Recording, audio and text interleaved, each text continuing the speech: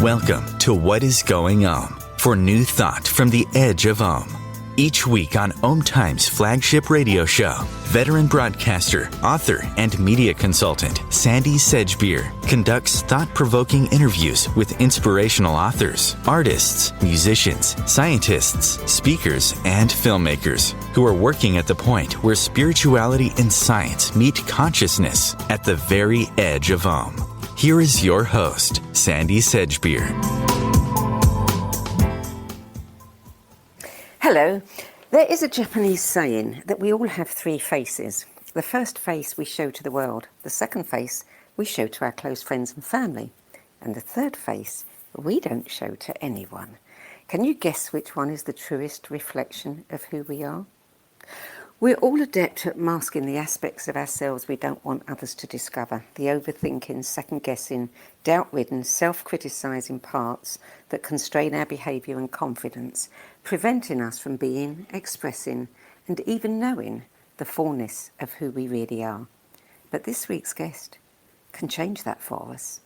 Peter Coyote is a man of many talents and many passions, an award-winning actor, director, screenwriter, and Emmy-winning narrator who's worked with some of the world's most distinguished filmmakers. He's also a Buddhist priest and author of several books, including 2 highly acclaimed memoirs. And in his latest book, The Lone Ranger and Tonto Meet Buddha, Peter Coyote brings his love of acting and his spiritual work together in a unique way that cleverly marries masks, meditation, and acting exercises to help us get out of our way, unmask our true selves, and liberate us from our fixed ideas of who we think we are. Peter Coyote, welcome. Thank you so much. It's so nice to be here. So it's good to have you here, Peter. And my goodness, what a life you've had, and what a book you've written. Before we delve into the masks that we wear and how we can change that with for me, it seems to be a very unique program. Tell us a little bit about what you were doing earlier in your life, because you didn't start acting until you were 39. Well, I didn't start movie acting until I was 39. But I was an actor in college, and I worked really hard at it. And then after college, I was a member of a really wonderful radical street theater called the San Francisco Mime Troupe, which is not pantomime at all. We did Italian commedia dell'arte, which was street theater, like Punch and Judy shows with adults, with traditional masked characters, Pantalone, the miser, Dottore, the blowhard doctor. There was always a shrewd maid who was the smartest person. There was a lover. And we rewrote these plays to be appropriate to current political events. And we performed them in the parks. We went to the people, and we were good enough to pass the hat and support ourselves by doing this. And one of the things that I noticed, this over 50 years ago now, was the first time I put on a mask and looked in a mirror, I disappeared. And somehow I got taken over by the character in the mask. And with my disappearance, so went my shyness and my second guessing and my self-doubts and everything. And it's kind of mysterious. I didn't know what to make of it. And I loved this character. I was fearless on stage. I just, anything that came up came out of my mouth. And it was a wonderful freedom. Well, many years later, after 10 years in the counterculture and much too much drugs and being the single father of a daughter, and then spending 6 years working for the governor of California and making a big success running a state agency, I needed to make a living. My dad had died broke, and I decided to try acting in the movies, and I was lucky. I was 39 when I got my Screen Actors Guild card, but it gave me only a short shelf life. By the time you're 50, you're kind of done as a leading man, and after that, you get a lot of character parts, and the money's less. But I got my kids through school, graduate degrees, debt-free, and I retired without any qualms. And in the meantime, for 45 years, I had been a Buddhist, and I had been teaching acting in the monastery to the children of the priests, and then the priests themselves. And I began to discover these kind of concurrences between liberated states that you get from meditating and deep practice and the freedom that actors get with improvisation and getting out of their own way. And over the last 40 years, I developed these classes, which I use as a lost leader for teaching Buddhism. I call it Enlightenment Light. I can work with you for a morning and run you through these exercises that will kind of stress your idea of who you are and show you who you think you are.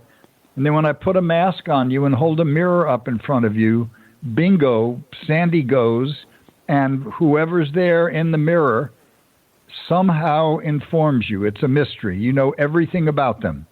Every aspect of your personality that you have a door for, you have a similar door for that character.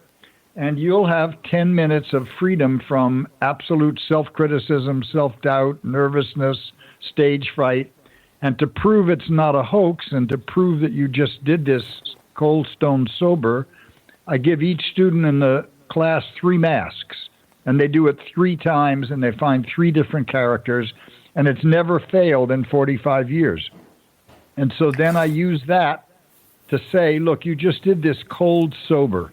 So this is the best proof of Buddha's assertion that we have no fixed self, that our self is actually an awareness. You're not bound in by anything but your habits. So if you want to recapture this in your life, you have to learn how to meditate, and you have to understand something about Buddhist philosophy, which I sketch in. And so that's the long and short of it. And I wrote this book about it, and it's so unique that it filled no genres. It took me over a year to sell it because it's not exactly a self-help book. It's not exactly a spiritual book.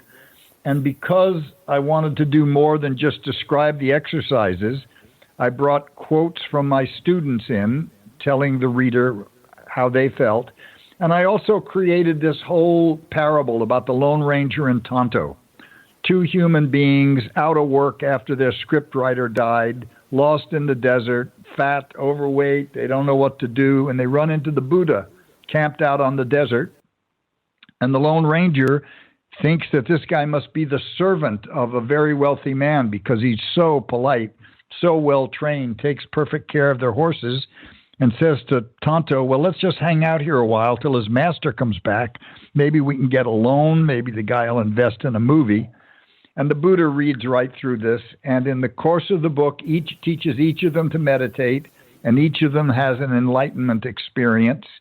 And I did it to make a lighthearted version of what the classes were teaching, that you could just read like a story. And the Lone Ranger is not just a simple good guy. He's jealous and embittered and lots of missed opportunities in his life. And Tonto was just a human being from another culture.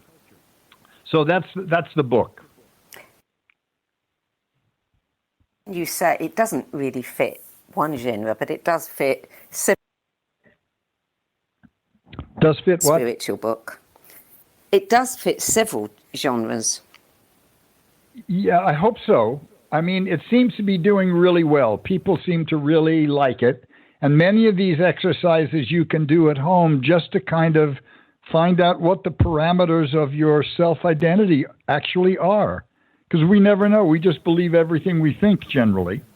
Absolutely. And until you've had some way to stand outside yourself and interrogate what you're thinking, you're really just a prisoner of a lifetime of habits and everything you've been told about yourself and everything you've implied about yourself from the way people respond to you. And that's still well-rounded and half an inch in diameter. And you're surrounded by a void with limitless freedom in it. Well, I'm intrigued. When you put on the first mask, you probably put on a mask that matched the character you were playing. And you said it liberated you. But your students, you're putting on a neutral mask, a mask that has no character. And Is there a difference? I mean, if you gave somebody a mask with a character, would they still try to play another part? That's a great question, really shrewd question. So my masks are neutral masks, but they definitely have qualities to them. And when different people put on the same mask, their physiognomy, the shape of their head and body actually change the mask. So a mask that will look petulant on one person, will look sexual on another, will look beaten on a third. It's not, if I put on a mask that says devil, a picture of the devil or a demon or something like that, or a happy guy, I'm putting a foot in the small of their back and pushing them in a certain direction. What happens when they look at a face that's kind of recognizably human but neutral, their mind doesn't recognize it. So it's sort of as if the brain is scrambling to make sense of this new image in the mirror and just ravages its memory banks and its sense impressions and everything to come up with a character. And so I quite purposefully look for neutral masks, but that doesn't mean they don't have character or value embedded in them. Some masks don't work at all.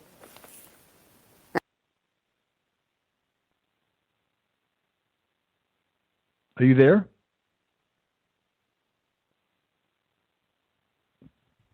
Sandie? Hello? Yep.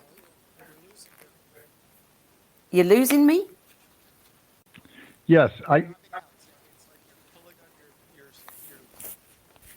Well, that's weird because I've got a really good connection this end.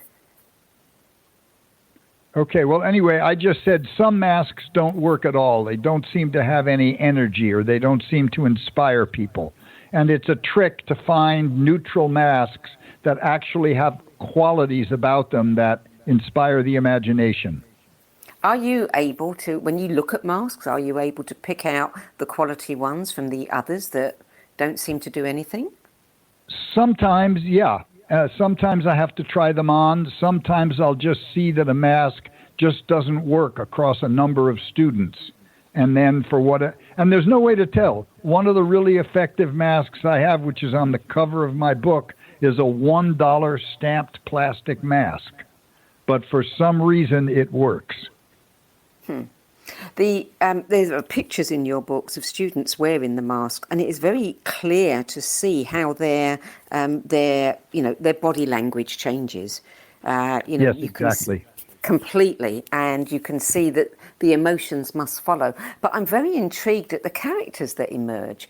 I mean, to think that you could have 3 different masks and express, three different sort of personalities. I mean, what does psychologists say about this? Well, I don't talk to psychologists about this. I mean, this is it's like talking to a psychologist about your enlightenment experience. I'm an actor, and I'm a master of that craft, and I'm not only a Zen Buddhist priest, but I'm what's known as a transmitted teacher, which means that my teacher has given me authority to go independently and ordain my own priests. And, he sticks a meat thermometer in me and says, "Oh, you're done." So I'm kind of a recognized master at these 2 fields. And so I don't need to really ask for verification, because here's the thing about science, which sometimes gets in our way. And believe me, I'm vaxxed and I'm boosted. I'm not anti-science at all. But because a fact in Philadelphia is a fact in San Francisco, we have the idea that there's a kind of objective way to see ourselves. And we tend to want to regard ourselves as a fact and try to see ourselves from the outside to get a clear vision of who we are. But that's a big mistake, because that's not how we live. We live inside our intuitions and our feelings, and that's where we want to be guided. And so when I see something happen, or when any artist sees something happen, they have an intuitive response to it. And over time, they come to trust those intuitions as being grounded in something tangible and applicable. It doesn't have to be objective. No 2 people are the same. Each of us is an unrepeatable experience. You know, you think no one has any particular strong feelings about artificial flowers. It's because they're not dying. People, everything in the world is in transit, is in the process of unbecoming. So, you know, when you look at a person, it's a fragile, unrepeatable experience, and you want to make the most of it. And the way you make the most of it is from inside it. And that certainly is as true for yourself as it is for trying to feel other people instead of seeing them like an objective scientific fact. Absolutely. Well, tell me what your students say. I mean, when they experience this, are they shocked? Yes, my students are. If you look at the book, in the front of every chapter, there's a little italicized paragraph of students telling what their impression was. And believe me, they're blown away. They've never experienced anything like it. And many of them come back 2 or 3 or 4 times to do it again. And basically, all I'm teaching them in this class, and these last classes came out of a voiceover school where I do a master class 4 times a year. And so these are kind of performers, and I do this mask work in the morning, and then I adjudicate their work in the recording studio in the afternoon. And one thing that's so interesting about this is, let's say they're in the studio and they're reading something and it's just not coming to life. I'll say to them, okay, read this text in the voice of one of the characters you discovered today. And it's electrifying. Everybody sits up. It's just so much better, because when they're trying to be quote unquote good, quote unquote professional, they're larding all these ideas on top of the text, and they're trying to control themselves. They're in their own way. When they let the character speak, they automatically catch every nuance of the language. They already are more musical and more interesting. And then what we learned is that they can then read it over in their own voice, and all the discoveries will stay. So they might read a text for a Rolls-Royce car, and they sound like Tony Soprano. But once they've made the discovery as their character, they can then come back and read it in their own voice, and it's just as free and just as alive. So I don't need a psychologist to tell me it works. Everybody in the audience laughs and claps and sees it, and the students themselves. And when we do acting exercises, we're gradually weaning them from imitating movies and imitating TVs to really being authentic in the moment. And you can just watch them become better and better and more interesting and more profound. I can see why you don't need a psychologist to comment on it. I'm just curious to know what is happening in the brain there, you know, for this incredibly change to occur in someone. And what happens with your students if they decide they don't want to start meditating? Are they still liberated? Well, I don't know that. All I can tell is that many come back for 3 or 4 classes. I mean, I don't know how many continue to meditate or not. That's, you know, to be honest, Zen Buddhism is not for everybody. There are some people who've gotten, let's say, a really good head start in life. They had happy parents who lived in a loving relationship and honest discourse with one another. And those kids didn't get wrapped in certain kind of neurotic webs that other people did, myself included. So it took me a long time to dig my way out of rage and anger and difficulties communicating and kind of bad power dynamics. And Zen is a very disciplined practice, and you have to really want something or need something to put up with it. But at the very least, meditating is a way to step outside yourself every day and get kind of back to a bedrock awareness outside your personality, just the kind of empty potentiality of the universe. And I can't think of anything that's better and more useful for a creative person, let alone a non-creative person. It's like a shampoo for your soul. Indeed. So what was it that turned you on to Zen Buddhism? Aha. So when I was a kid, I came from a political family, and communists in my family, and socialists and labor organizers, lots of discussions about what was going on in the world. My people were like Roosevelt Democrats.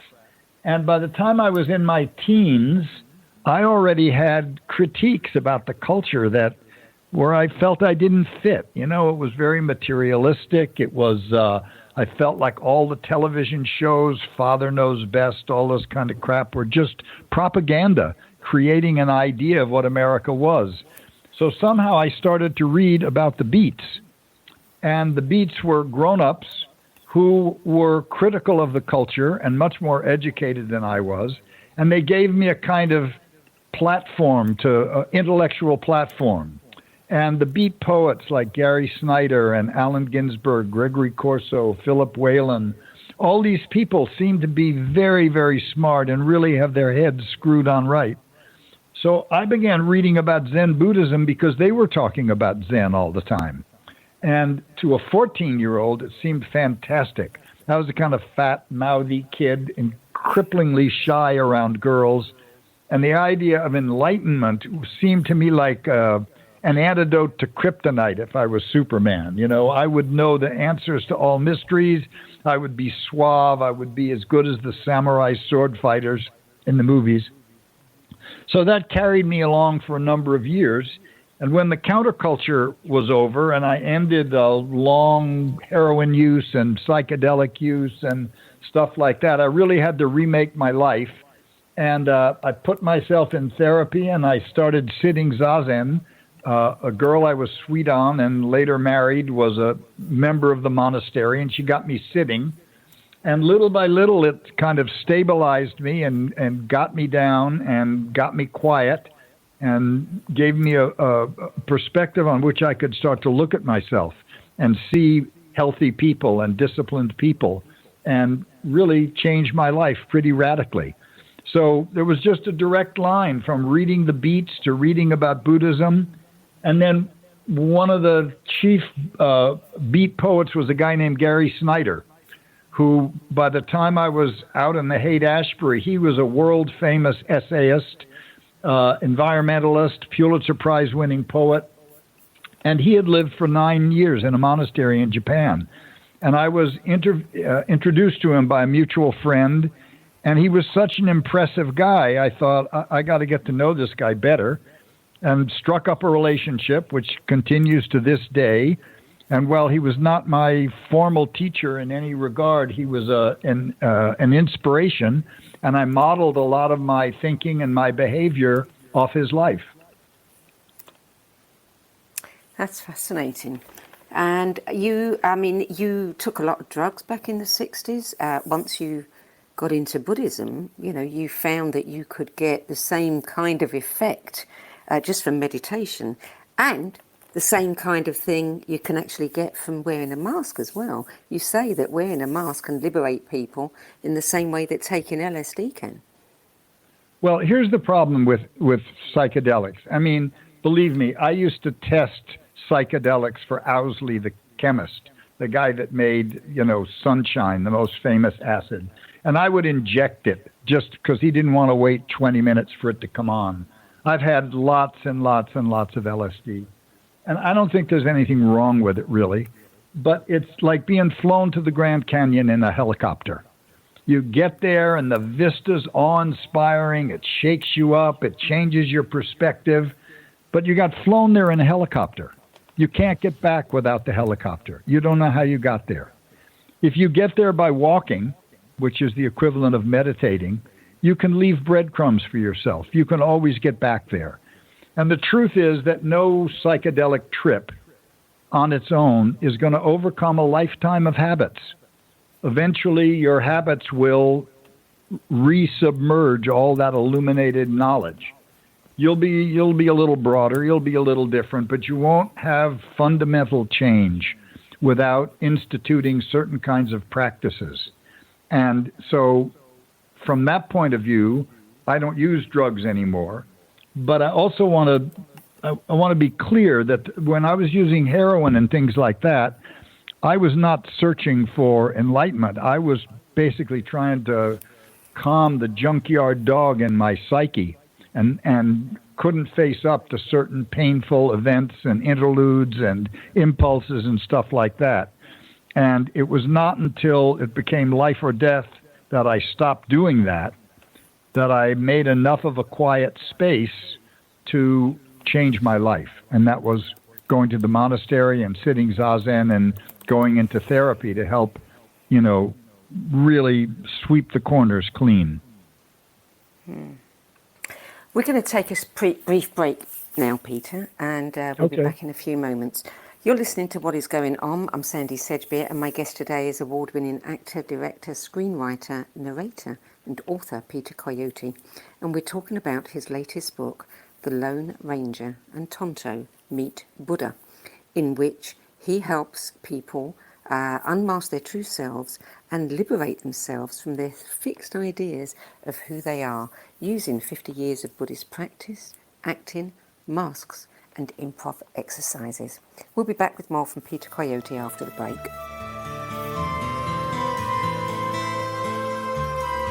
The future of internet radio is here. OMTimes Radio, IOM FM. Being a radio host on IOM FM allows you to build your show on a rich platform with the power of the internet to fulfill your outreach goals and connect with a very specialized and global online audience, unlimited by time and distance. OMTimes Radio will provide you with web relevance, a recognizable conscious brand, and with the standard of excellence that has accompanied every single OMTimes endeavor. Host your show with OMTimes Radio Network. Vox Novus, the new voice. Vox Novus, the new dimension. Vox Novus, thought and movement leaders who will share from their experience and offer tools to help us navigate our rapidly changing world. My name is Victor Furman. Join me every Thursday at 8 p.m. Eastern on OMTimes Radio for Vox Novus, the new voice. Hello, I'm Sandie Sedgbeer, host of OMTimes' flagship radio show, What Is Going On? And my passion is helping people like you find credible answers to your deepest spiritual questions. As an author, editor, TV radio host, and 13 times book judge, I've read thousands of books and interviewed hundreds of authors, so I know what's worth reading and what's not, which is why I founded the No BS Spiritual Book Club, to help you save time and money by picking the brains of discerning names who've walked this path before you. There's no catch, no joining fees, and no BS. Just an ever-growing library of the 10 best spiritual books that helped some of your favourite authors and teachers on their life paths, along with free book excerpts, audios, and video podcasts in which they share the intimate stories behind their lists and their journeys. Regardless of where you're at on your evolutionary journey, you'll find dozens of enlightening and empowering recommendations at the No BS Spiritual Book Club. People like Dan Millman, Don Miguel Ruiz Jr., David G., Iyanla Van Zandt, Lee Harris, Mark Nepo, Emmanuel Dagger, Diva Primrao, and Meetin, and many more. So why not join the club? It's easy and it's free at the NoBSSpiritualBookClub.com. COVID-19, brought to you by CDC and the Ad Council. If you're feeling increasingly lonely right now, you're not alone. It's totally normal. Even though we may not be able to get together in person, connecting virtually with friends and family still gives you a chance to interact with people and may help raise your spirits. Join a virtual book club, set up group text chats, or online video coffee breaks with coworkers. Find more self-care and coping tips at coping-19.org.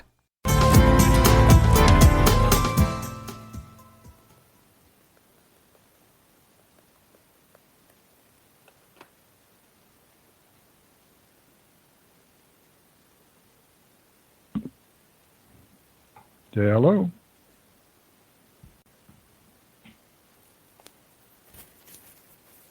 Is she in London or something? Uh-huh. Sure.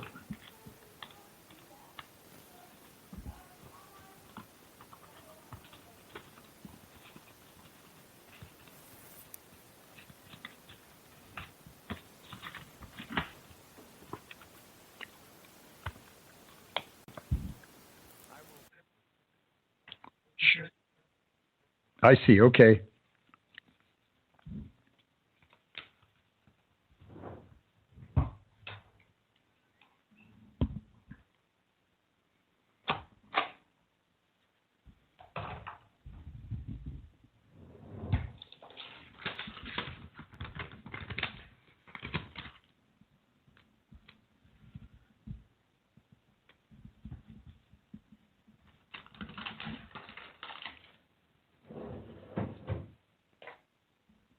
Hello?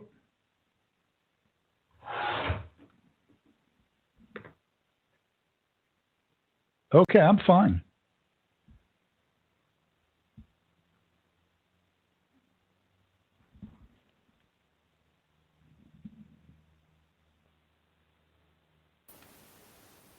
Okay, so I think...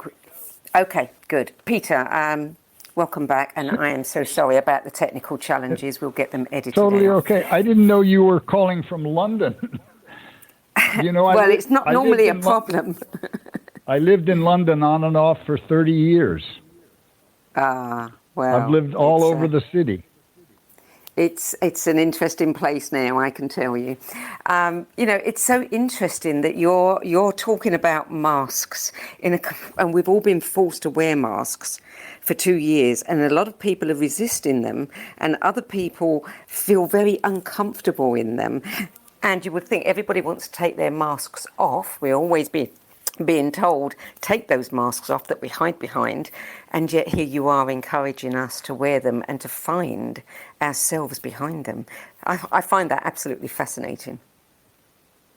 Yeah, well, you know, some masks, they all work for you. And if you have a reflexive distrust of elites, a stopped clock is right twice a day. So you're going to find Dr. Fauci's going to make some mistakes, or Oberhost, or all of these doctors that are on TV. But basically, they're following empirical verification of science, which is what gave us cars, telephones, Zooms, Facebook, name it. And so these people are just honoring their own prejudices, and they're using their bodies as petri dishes to grow variants.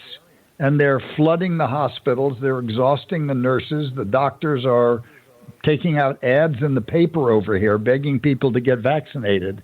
And sooner or later, they're going to have to start making mandates and understanding that a seatbelt is a mandate, a stop sign is a mandate, motorcycle helmets are a mandate.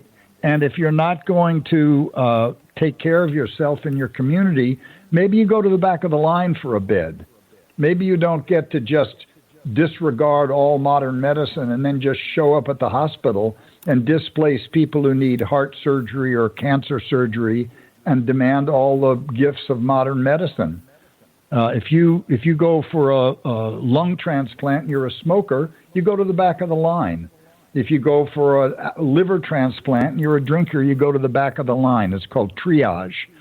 So sooner or later, they're going to have to start triaging these people.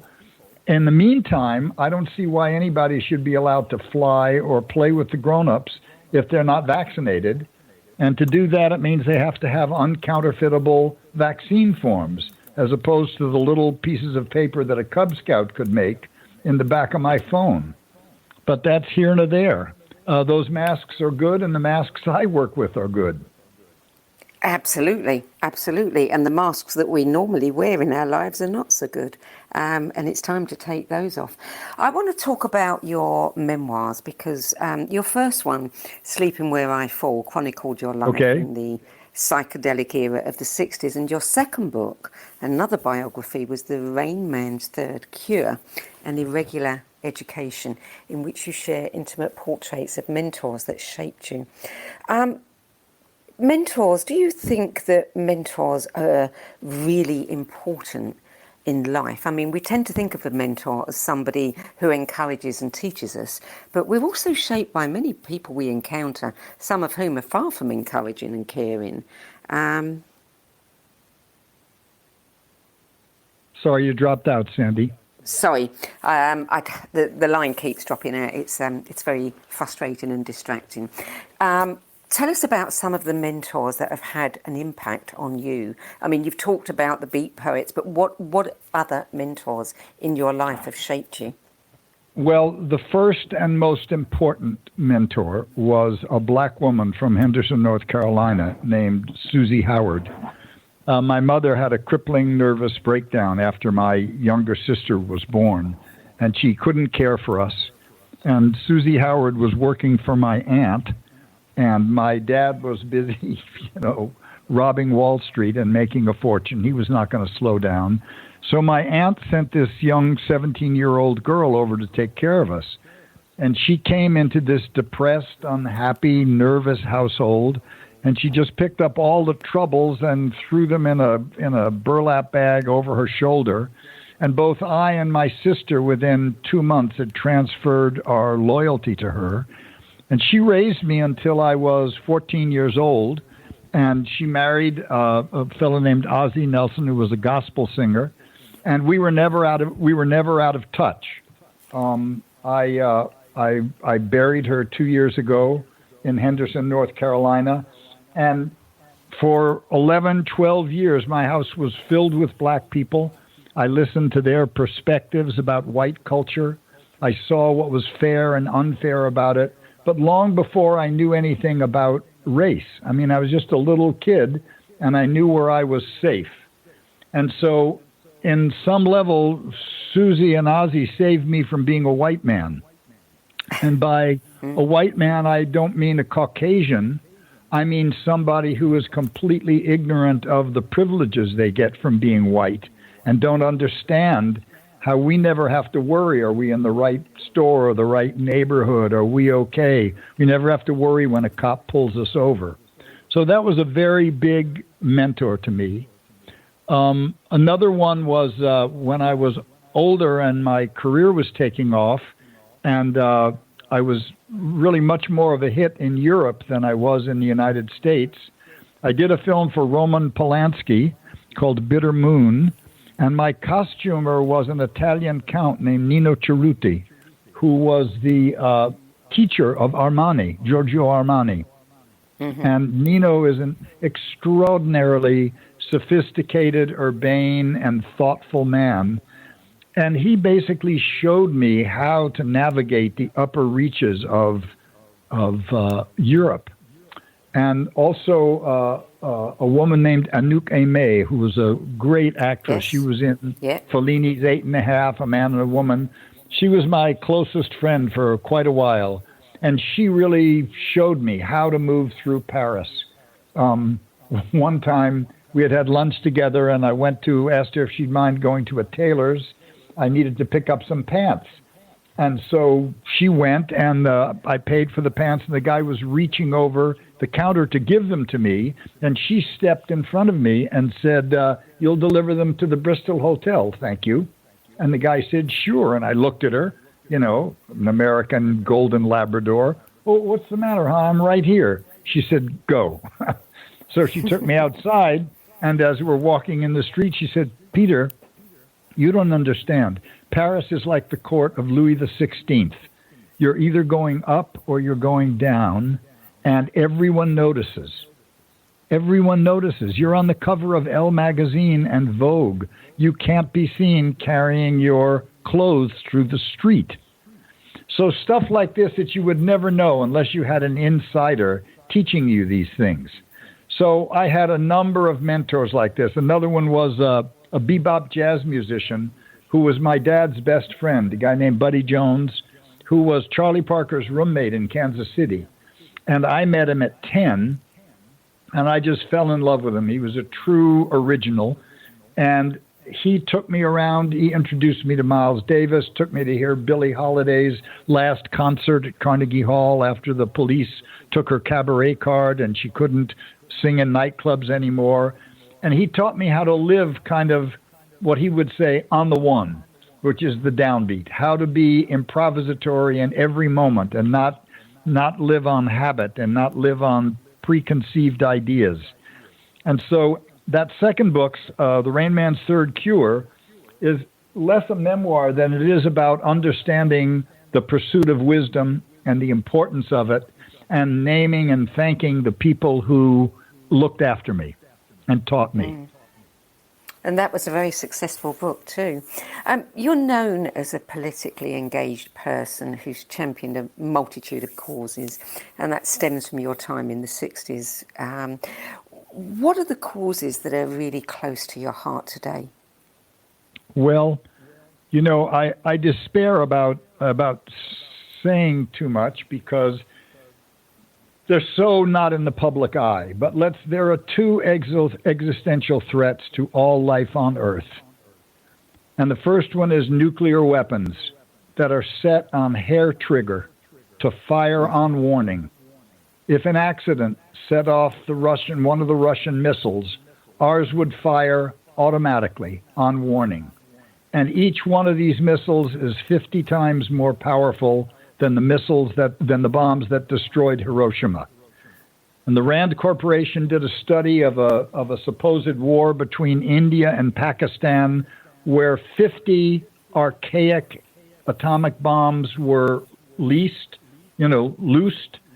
and basically it would end life on Earth because it would throw up so much clouds and dirt and smoke that it would block sunlight for a decade and there would be no crops.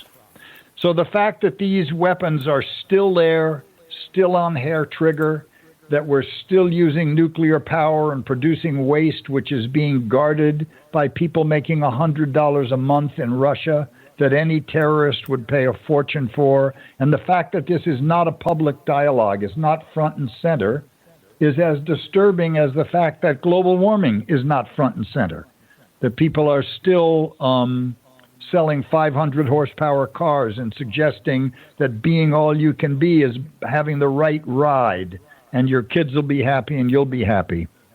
So other than that, I'm a member of a group called Project Coyote, which teaches people the importance of apex predators.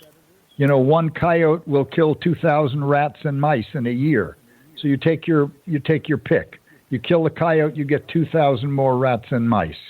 They have a place in the environment, and we've gone to great lengths to stop sport hunting, where they'll have contests and kill 200 in a weekend just for the hell of it, for a belt buckle. And also it's really important to me that both black colleges and Native American colleges get supported, that we recognize as a European culture that we enslaved black people and set them 200 miles behind the starting line, and we basically ethnically cleansed Native Americans, and unless we're willing to pay some dues for that, they're never going to catch up. And that's part of seeing through whiteness and understanding the invisible privileges you get as being a white man. Yeah. You have won so many accolades for so many different things you've done. You're acting, you're writing, you're narrating. What do you consider to be your greatest successes and failures? I would say my greatest successes are my children, who I'm on really good terms with. My daughter's 54, my son is 37. They've been clear-eyed about my mistakes as a parent, but they love me. They seek my counsel. They like to be around me. I take that as a real success. I think the biggest failures in my life are 2 failed marriages, where neither my wife nor myself had the communication skills or the ability to be candid and honest with each other about what we needed. And in the course of those marriages breaking up, I hurt both my children. I hurt 2 really fine women. I think those are the first 2 that come to mind. Sometimes I fault myself for not being as interested in my movie career as I should have been. I had a limited time length, and yet I did very few of the things that you would do if you were serious about being a star and getting the best roles. I mean, I didn't have a publicist. I lived in San Francisco. I was more concerned about being a good husband and being a good Zen student. And so a lot of opportunities sort of slipped, but by the same token, I'm not an innately gifted actor. I mean, I'm not Daniel Day-Lewis. I'm not Meryl Streep. But I was good. I was competent. I worked hard. And as a Buddhist, I had to task myself with, if I couldn't control the content of the movie I was making, I could control the way I made the movie. And so I was always the first one on the set. I knew my lines. I never fought with anyone. I treated everyone the same, from the production assistants to the stars and the director. I never lost my temper. And people noticed that, and they would ask me, hey, do you have some kind of religion or something? And I'd say, well, yeah, I do. Why do you ask? And they'd say, well, you're always the first guy on the set. You don't compete. You're nice to everyone. You treat everyone the same. You know your lines. You're not stuck up. So, I got pluses and minuses. It gave me enough money to support my kids through school debt-free and support 2 wives and 2 houses and travel the world and get enough fame to know that I didn't really enjoy it at all. But I never really went for it 100%. So I never really found what my upper limit might have been. Right. Well, just looking at your career, I would say it didn't hurt you anything. You seem to have had a really good career, and you've played some amazing roles, and you've won a lot of praise for them and awards. But I understand what you're saying. I read that you have a rule. When it comes to accepting roles, a script has to pass your must surprise me in the first 10 pages test to get your interest. It's a good rule to apply to books too. Is that a principle that you're mindful of when you're writing a book, that the first 10 pages must surprise the reader? I hope I'm aware of that. I mean, it's a little misleading. I did say that, and I'll own it, but people think that actors have more power and choice than they do. My rule of thumb is, if I had a month's money in the bank, I would turn down garbage. If I had less than a month's money in the bank, I would accept whatever came in the door.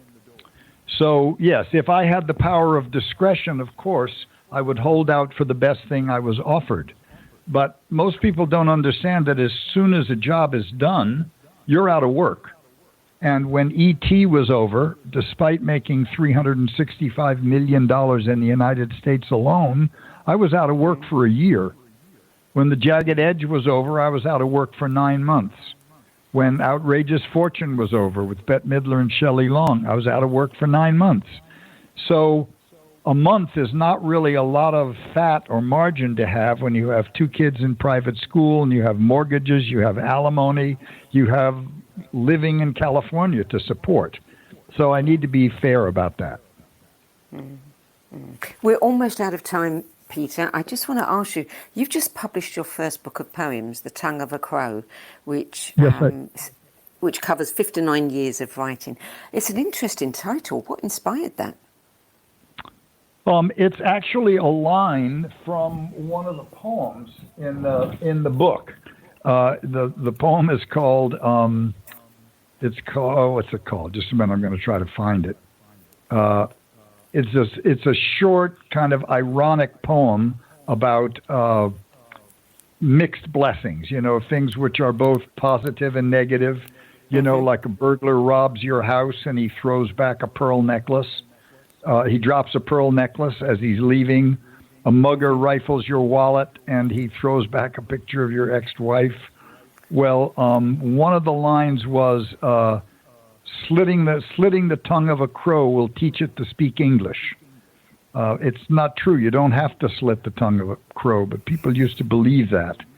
So, to me, the reason I like the title is because many of the poems speak for the natural world as well as the human world. I always kind of am including the natural world in my perceptions in my universe. And so they're in a lot of these poems. And I thought that would be a nice way to say it. Yeah, the poem's called 6 Cold Comforts. And the line is, slitting the tongue. The whole poem is very short. It goes, A burglar sacks your house, dropping a pearl necklace as he leaves. A mugger rifles your wallet, tosses back the picture of your ex-wife. Slitting the tongue of a crow enables it to speak English. How to bring home the bacon in Bengal? Club the baby's foot. Protesting corruption, a man immolates himself. Temporary relief from the cold for homeless vets. Getting what you asked for, served on your lover's heart. Salty gravy tears. So when I was looking around for a title, I thought, oh, Tongue of a Crow. We'll do that. I like that. Good title. It's certainly intriguing. Peter Coyote, thank you for joining us today. It's been a pleasure to speak with you. And I am certainly going to try wearing a few masks and just see what happens. See what happens. Thank you so much for a good interview. You made it interesting. Thank you, Peter. You didn't have to make it interesting because your entire life is interesting.